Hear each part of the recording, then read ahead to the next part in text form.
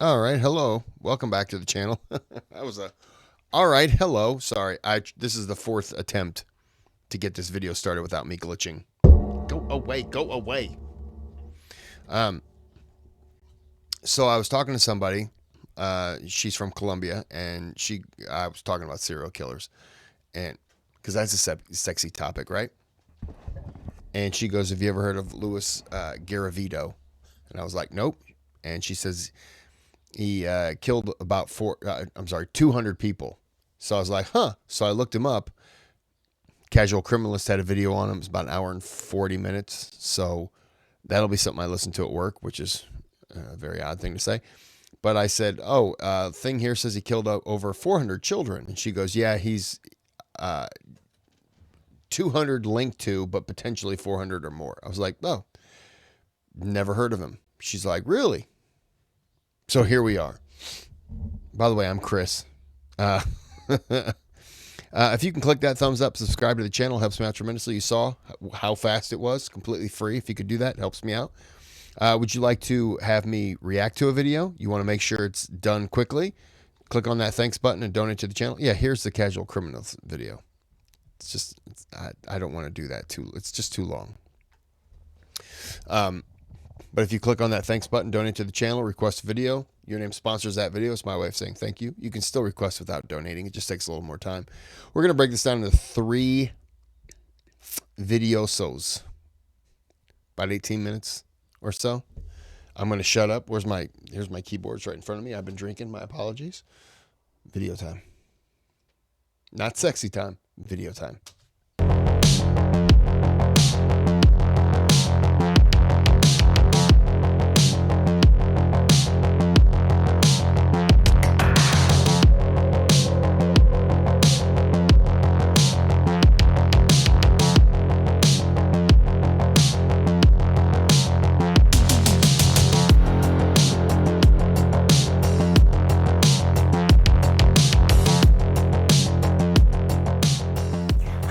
To True Crime with Emma Kenny. I release new content every single Sunday, so if you have not subscribed to me yet, please do. It'll take you a second.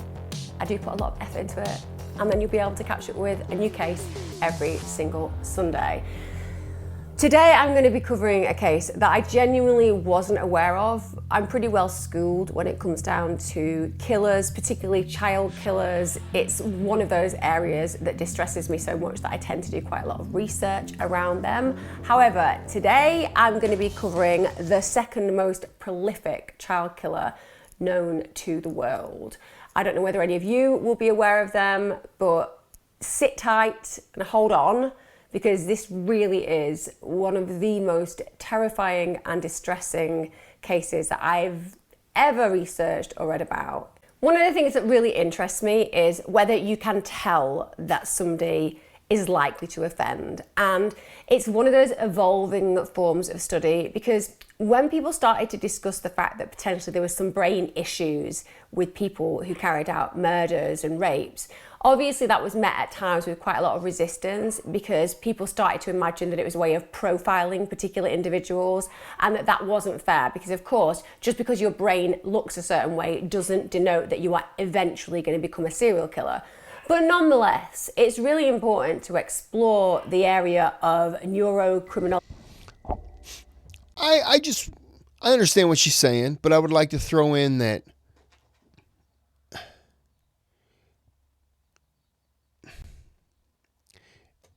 having some kind of trauma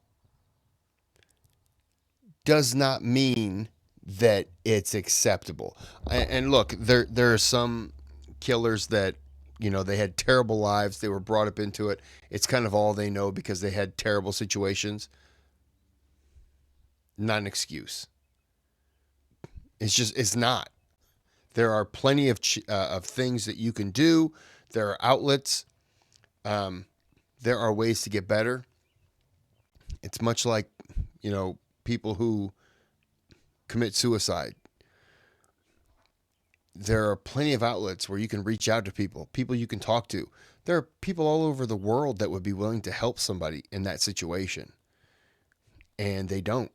And instead, the first time anyone really finds out that there's an issue, is when they do it. And now they're left grieving and wondering what it is that they could have done. Did they miss signs when that person didn't say anything? And it's much like this. If you have trauma or something like that, we're all responsible for ourselves. So you have to let people know, hey, look, there might be a problem. You can't feel weird about that. You know, it's just... Because when we understand more about the impact that brains have on actions, then to some degree, the more we can work to help those individuals who may be afflicted with such issues with some rehabilitation of some sorts. And I mean like before they get to a point of criminality. So in America at the moment, when they're finding children and young people who might have conduct disorder, which obviously is the early stages at some point of psychopathy, there are lots of training programs that they can do, compassion training, biofeedback training, basically learning about how to have more of a moral compass and also retraining the brain to think in different ways, so retraining neural pathways. So certainly it is interesting to me that they're now starting to look at brain scans, particularly of criminals, to look whether they can note any differences between what a typical and atypical or a criminal and non-criminal brain may look like. Of course, this doesn't absolutely mean that if you have a brain that looks like somebody who happens to be a criminal, that you'll be one. But like I said, it's really important that we explore those kind of areas. And Rain is a particular researcher who has studied a great deal. And one of the studies that he talks about, well, in fact, there's two studies, is one in New Mexico where they released prisoners, and as they did, they scanned their brain. And what they discovered, that there is an area of the brain where if they have a functioning of the anterior cingulate, which is part of the limbic system, if that is a functioning at a lower rate than normal before release, then they're likely to twice as often reoffend within the next 3 years. That's a pretty clear marker, isn't it? And that was actually a clearer marker than any other social factors. So when they looked at the way that somebody had been brought up, the experiences they have as a child, the parenting experience, they were not as influential as that particular lower functioning area of the brain. And the second study showed that if a released prisoner had a significantly smaller volume in the amygdala, which is the area of our brain that we would say was more about immediacy, so it's the area of your brain that's instinctual, wants to have sex, drink, get high, all of those kind of instantaneous reactionary areas. Well, if that has a significantly smaller volume in the amygdala, which is the almond shape if you look at a brain, it's basically the most important area for processing memory and emotion. Well, they are more likely to reoffend by 3 times. I mean, that's a high statistic, isn't it? So if there's a smaller amygdala, then it seems to be that there is a bigger impact potentially on the way that somebody offends negatively. It's only 2 studies, but it does kind of suggest that neurological factors do have some impact on behavior. And if we can understand those neurological factors, then maybe we can predict and therefore prevent problematic behavior. Now, the moral issue here, of course, is when we start getting into the territory of Orwellian ideas about control. I mean, we've all had a lot of control in the past 12 months. And what we don't want to imagine is that you scan a brain of a child and a child has a particular issue with that brain. And it looks a bit like another brain where somebody has acted in a way that's violent or antisocial. And then all of a sudden we start preventing people from being free because of those factors. So there's always a spectrum of what's acceptable to start exploring. But I definitely think that the nature-nurture debate is one that's always been raging. And it's really great that we're starting to kind of have a more balanced debate. So brain and biology, as well as social and experiential. I think that's really powerful. I don't know whether any of you have seen a film called We Need to Talk About Kevin, but that would be the kind of thing that Rain was looking at intervention-wise. Like you find a young person with this predisposition for harm, with a brain that seems to mirror the problematic ideas that people have neuropsychologically, neurocriminology-wise, and that we intervene prior to going and running rampage around the school and murdering innocent kids. That's the kind of idea that Rain has. You know, this potential to screen kids through a GP program.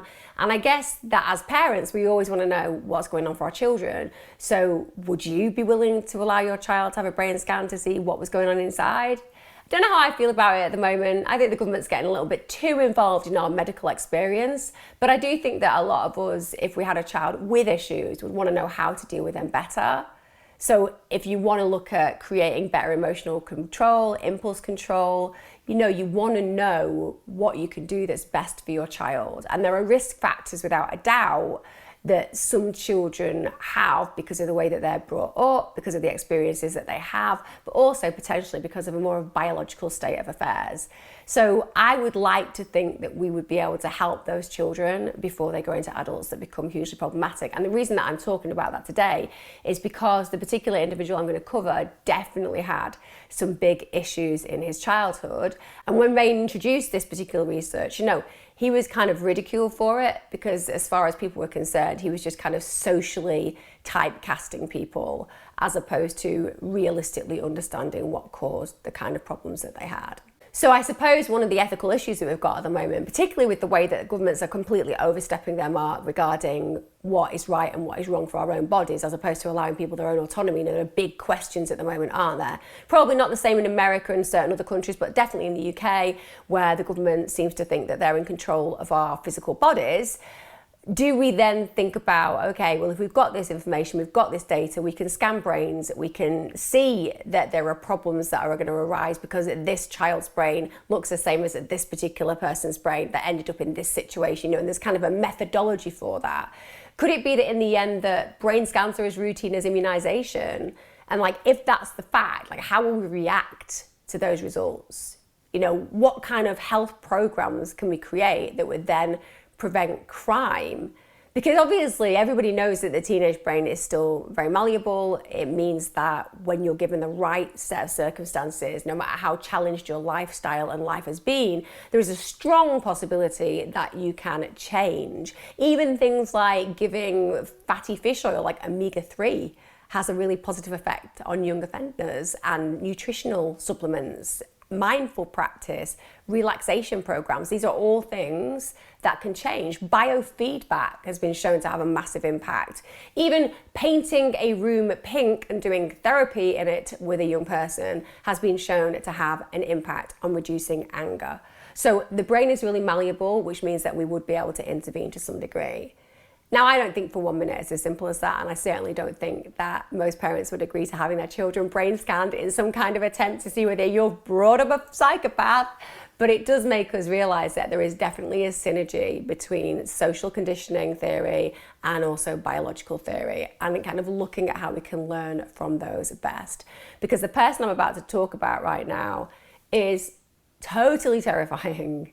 That if there was one thing that we could have done is to somehow have intervened when his brain was scanned as a child to prevent what happened next, I think we would all absolutely agree that it would have been for the best.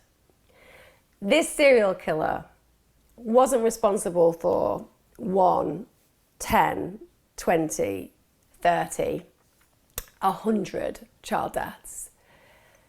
This serial killer raped and butchered hundreds and hundreds of children. We're talking, they believe, around 400 children between the ages of 6 and 16. This carried on for years. And it's almost like the police authorities just never connected the town-to-town disappearances of children. Every single authority seemed to be acting on their own regard. And this led to hundreds, can you believe I'm even saying that? Hundreds of children being murdered. Essentially, the time that they began to investigate it, there was a flood. And during this flash flood, the bones of 36 boys were found, all in one go. And the police were so disturbed by this that they couldn't imagine an individual would have done it. They actually felt that it must be a satanic cult. It kind of makes you think, doesn't it, that the police thought that there might be a satanic cult. Because you hear a lot of defense, don't you, when people start talking about that. People say it's conspiracy. People say it's not real. People say that it's just the stuff of horror movies. It's all myths. It's not real. And yet, when 36 bodies were found, the police actually instantaneously thought it must be a satanic cult. Now that tells me that these are not irregular scenarios. Why would police think that way unless there'd been prior evidence that satanic cults exist? And I say that because I think very often we're quick to deny things that are evil. We don't like the idea that there is this darkness in humanity. We don't like the idea that people do genuinely believe in the occult. But clearly in this circumstance, the police believed initially that that's why these bodies had been found. And this is how they are eventually led to the paedophile. And that paedophile has the title La Bestia. And basically, that individual was responsible for killing close to 400 children. This murderer was called Louis Garavito, and he was really clever.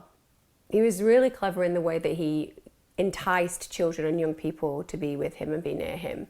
You have to remember that one, as I always say, there is this idea that a killer looks a certain way, that they'll have some kind of obvious mark. There'll be something that everyone can kind of see stands out about that human being that's a bit broken, or that when you look at them, there'd be something off about their characteristics that would kind of protect you from them. It just is not the case. It's usually quite the contrary. So Louis Garavito was an individual who was somebody who traveled from place to place regularly. He wouldn't stay somewhere very, very long. He would pose as a street vendor. He would pretend he was a charity worker or a priest. And his hallmark, and it was a hallmark, and you'll know from watching lots of other crime episodes on other channels and on terrestrial TV and digital, you'll know that what these kind of human beings do is they have a particular way of killing on the whole. So Louis Garavito tortured, mutilated, sexually abused his victims, and then he would usually end the attack by slashing the victim's throat. Sometimes he'd even decapitate them. Usually this final act would happen whilst they were still actually alive. And one of the other hallmarks that he would use was he would remove the genitals of the child and place them in the mouth. So he really enjoyed gratuitous torture and real degradation of bodies, and an enjoyment of positioning them in ways that no child should ever find themselves. I mean, the fact that he castrates children, which is around as far from the treatment that we would expect for any adult to provoke on any child, is a really grotesque situation, isn't it? Because it isn't just about the child, is it? When he castrates and places the genitals of that child in their own mouth, it's not just about the child's agony. It's about people finding that child. You have to remember that if you provide a scene and you create that scene, it's because you want people to witness it. So it's not just about attacking and torturing.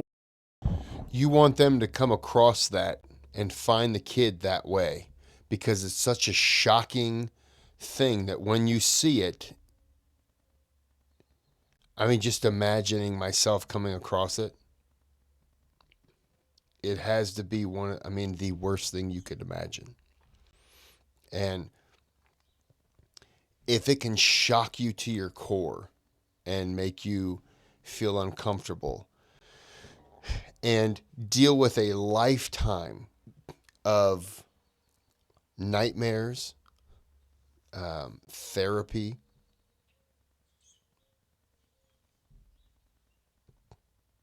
it doesn't matter to him. He didn't lose any sleep. You did, because you found the body. And that's another way of punishing other people, police. People who come across the body. I'm throwing my hand out a lot. I don't mean to. I apologize. It's another way to affect someone else who's going to find that body. So you've killed one person, and now the person who finds him, they're mentally. It's a motorcycle. I thought it was my dogs growling. I'm like, what? They're both sleeping. You leave a body like that, you're not just affecting the family that now has to deal with the loss of a child, the child that you've killed. You now also have affected the people that have found it. it is mentally destructive. I mean, in a nice way to put it. The children, which is grotesque and disgusting and hideous enough anyway. It's actually about punishing the people who find them. And I think that's another power marker, isn't it? I just said that. How do I, as a serial killer, as a murderer, as a child molester, how do I feel fully in control? And even in their end, he manages to further control the situation by ensuring that anybody who stumbles on those bodies will automatically be traumatized by what they witness. So Louis Garavito, we have an unusual insight into who he is because he actually allowed himself to be interviewed by a forensic psychologist and psychiatrist. So he's actually had his story recorded, and he very, very openly, honestly and transparently talks about what he did, how he did it, and why he did it. And I think it's so important when you have those first person narratives, because I can tell you what I think about him, but I don't think there's anything like telling you about what he thinks about him. So he always went to places where there are lots of poor and vulnerable children. So if he could find orphaned children, homeless kids across South America, that was the type of child that he'd go for. And of course he would. It's a little bit like when I cover cases where prostitutes have been murdered. You know that they're picking those particular women because it's easier for them to get missed. It's easier for those women to be disregarded. Many have addictions and dependency issues. Many have problems with their families. Many of them are out of contact with loved ones, and therefore they're easy pickings. And it's the same, particularly in South America, with homeless children or orphan children. And also, when you kill a sex worker, the police kind of look at it like, well, it's the life she chose, as though she was working on an oil rig and got killed. You know, well, that's the life she chose. Yeah, well, you know, I'm pretty sure if she could do it all over again, she wouldn't have just leapt at that with the risk of being murdered or the risk of a disease or something, you know. But a lot of them, they need the money. They have children. It's a struggle. And that's what they choose for immediate money because it serves the purpose of what they're trying to do, which is just live. And when they get killed, there is a lack of caring in an aspect where they're just a sex, like they're a sex worker. It's like it's the lowest class individual. And a sex worker who's killed, in my mind, should be, the justice should be sought out just as somebody who tries to kill a president. If you're going to try to murder one person and you murder another, because of the power structure of what this person is and what this person is, doesn't invalidate the life. It's still murder or attempted murder. It should still be treated the same way. That's just my opinion. Who am I, right? You know, it's not got the same infrastructure of the Western world. So a child is going to be far more vulnerable. One of the things that people said, including the doctor, about this particular individual is he was relatively charming. He came across as friendly, really sincere. However, the doctor that analysed this particular man also said that he had an absolute typical psychopath level of traits. He was just very, very good at putting on a show and telling people what they wanted to hear. Dr. Beneke was the doctor who actually interviewed him, and he talked about Garavito in a way where he was very charming, he was incredibly soft-spoken, he was very friendly, but he knew from the moment he met him that he was a typical psychopath, that he was deeply manipulative, very friendly, but constantly looking for a way to control the situation. He talked about his fantasies very, very openly. So he was one of those human beings that wasn't showing remorse in his interview. He was just willing to invite the doctor into his world and to express the way that he felt about his crimes without remorse. I'm going to end it right there. We will go back about 5 seconds. Yeah, this isn't quite what I was hoping it would be. I was hoping it would be a little more focused, but it seems like this is more just her talking. But we'll go ahead and finish it, and if people don't like it, then I'll cover a different video. I will cover the casual criminalist.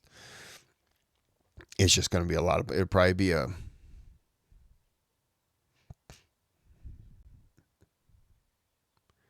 5-part video if I covered that one. But I'm going to cover this one, see if she gets it. That's why I was skimming forward, because I want to see, you know, if she's going to be kind of getting into, okay, there are some pictures. So she'll hopefully dive into the case. But anyways, this is part 1. This is going to be 3-parter. We will be back with part 2. I'm going to grab some food. So until then, have a good day, have a good night.